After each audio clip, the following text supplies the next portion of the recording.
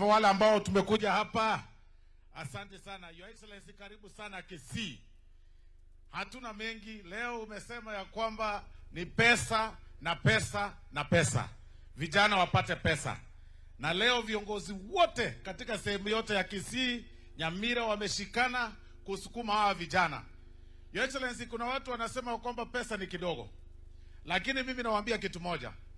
Mimi, Your Excellency, nikimaliza shule nilianza kuuza gazeti, nikilipwa shilingi 5 kwa pepa moja, nikiishi Mukuru kwa Ruben.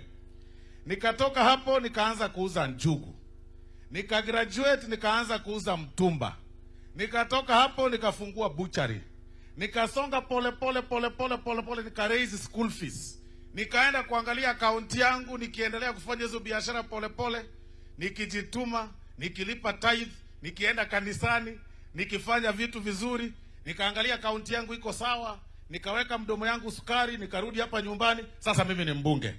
Sasa kuna watu hawajui ya kwamba small beginnings zinaweza kukupeleka mbali sana. Sasa hivi kuna watu wamejaa ofisini zetu kwa sababu ya shilingi 1,000 ama 2,000 waweze kufanyia mtoto shopping aende shule.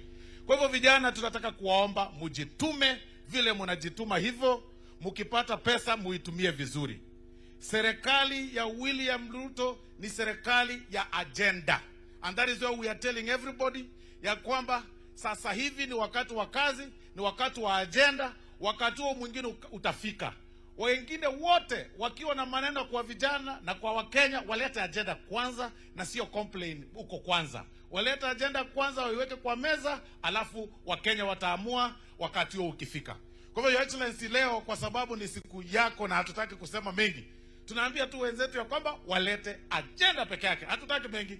Agenda. Baada ya agenda walete candidate. Baada ya candidate ndio waongee juu ya IBC. Huwezi anzia mwisho wa IBC kabla hujaleta juu ya agenda, candidate then IBC. Referee ataanguli kwa uwanja kwanza, players wapange kila kitu, tuambie ni nani, ndio tuweke kuweza kujua ni nani anacheza wapi na wapi, ndio referee akuje. That is what we are telling our colleagues. Kwa hayo machache na mengi, Your Excellency, except the minority leader, ninaomba viongozi wote ambao wamekuja njoo hapa muonekane tafadhali. Njoo viongozi wote ambao wamekuja, viongozi wakiongozwa na area member of parliament, njoo hapa muonekane. Leo sio siku yetu. MPs ambao wamekuja, nimeita MPs